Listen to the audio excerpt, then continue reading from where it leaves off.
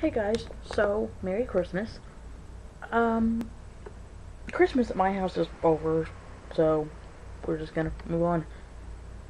Um, I thought about reviewing a Christmas movie, but I don't like 100% of Christmas movies.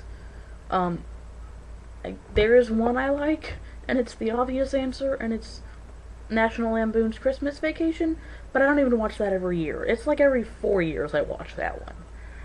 But no, the other million Christmas movies out there, no. So, that being said, I didn't feel like watching National Lampoon today, so that didn't happen. Um, I also tend to watch it in like August, of all things. I don't know. My brain's a funny place. So, what I thought we would do, because I don't like Christmas movies, is, I talked a while back about my issues with historical movies, and my issues with them haven't changed. Um, but I was looking for a movie to watch, and I came across the 2010 movie The King's Speech about George VI. So what I thought we would do is, instead of reviewing it, we would examine its issues and all that jazz. So it should be fun. I don't know, I'm geeky, I like doing this kind of thing. So, okay, let's... Okay. So, the basic plot of The King's Speech is that King George VI, he suffers from a stutter, and then he gets help from therapist Lionel Logue, if I'm pronouncing that right. Except that the movie kind of shifts that, and his speech getting better is apparent in months compared to years, like the movie says. And that's not a major issue. I mean, it's just not.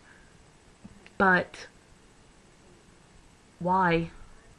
I mean, I feel like making it apparent within months rather than years, as the film suggests, is not that big of a deal.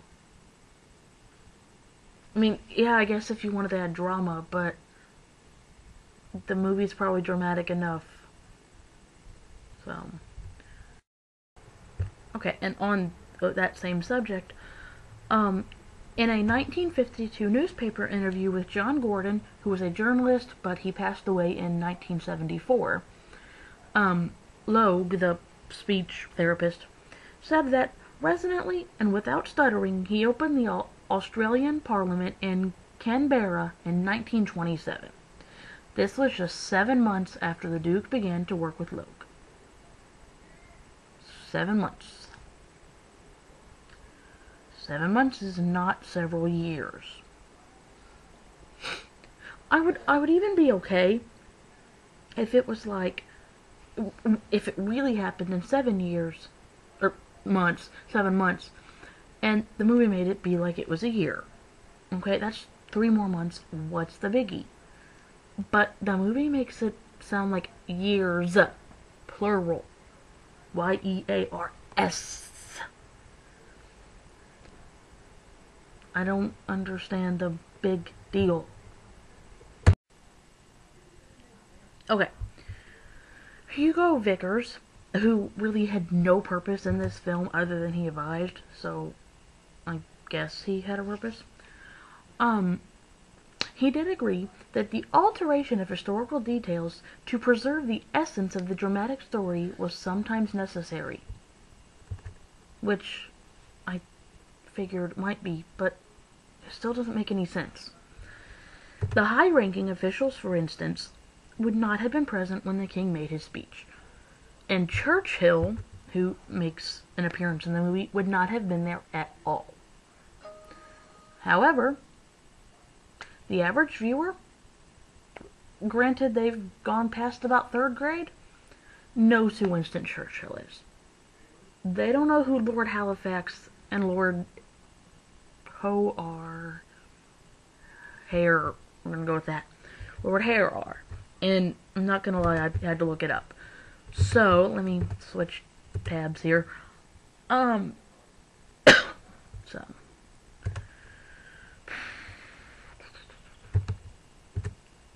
Blah, blah, blah, if it will load. Alright, so, Edward Frederick Linley Wood, 1st Earl of Halifax, he lived from 1881 to 1959, known as the Lord Irwin from 1925 until 1934, and the Viscount Halifax from 1934 until 1944.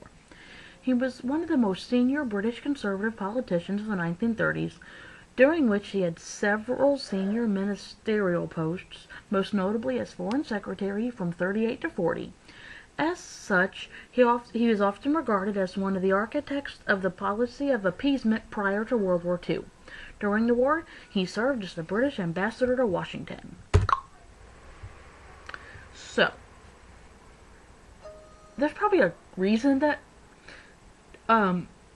kids, and myself included, don't know who Earl Halifax is.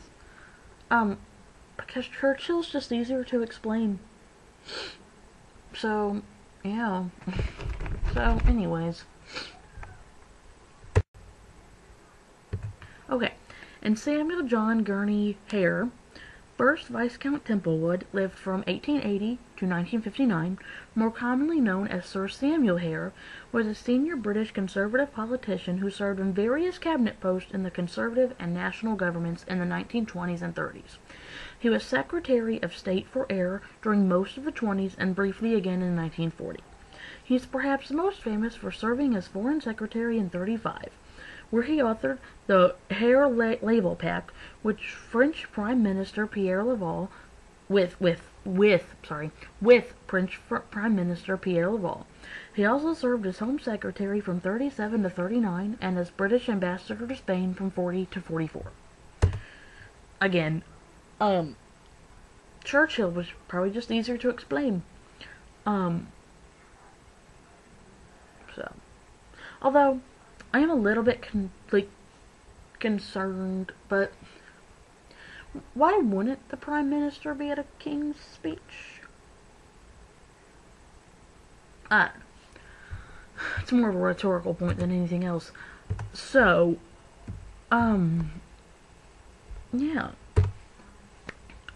But ultimately, making it years instead of 7 months on his treatment, and putting Churchill in place of the politicians isn't that big of a deal.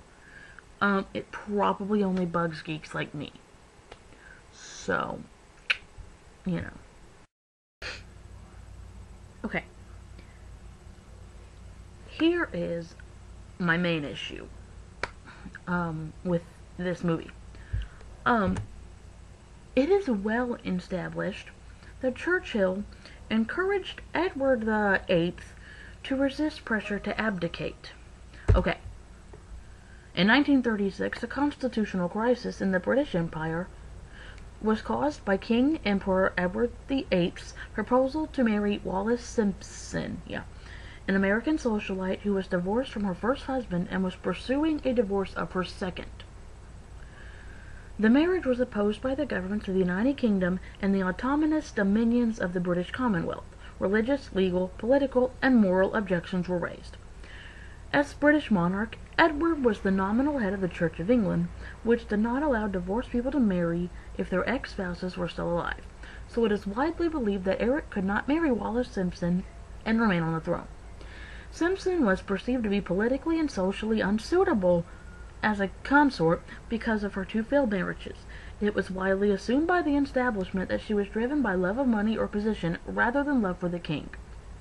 Despite the opposition, Edward declared that he loved Simpson and intended to marry her whether his governments approved it or not. The widespread unwillingness to accept Simpson as the king's consort and Edward's refusal to give her up led to his abdication in December 1936. He remains the only British monarch to voluntarily renounce the throne since the Anglo-Saxon period. He was succeeded by his brother Albert, who took the name George VI. Edward was given the title His Royal Highness, the Duke of Windsor, following the abdication, and he married Wallis Simpson the following year. They remained married until his death 35 years later. Okay, because I actually didn't know what that was. Okay, so back on subject. Okay, Churchill encouraged Edward VIII to resist pressure to abdicate, where in the film, he's portrayed as strongly supportive Prince Albert and not opposed to abdication. I feel like that's a really big deal. Like, what are we teaching our kids? I mean, granted, I babysit a lot, and I don't know any of my kids who would sit through this, but my point is, there's probably some pretty nerdy kids out there, and we're just confusing them more than the public school system already has. Okay.